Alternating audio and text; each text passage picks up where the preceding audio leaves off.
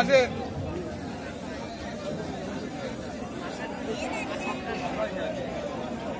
Tilapia আছে, বড় বড় তেলাপিয়া আছে। দাদা কোনটা কত?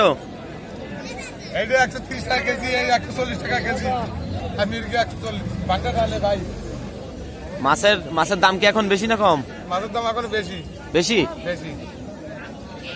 বেশি হওয়ার কারণ কি? মাছের সংখ্যা কম, মানে ঠান্ডাতে মাছের মাছ ধরতে পারতেছে না।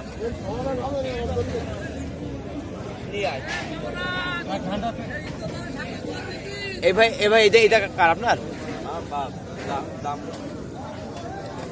ঠান্ডাতে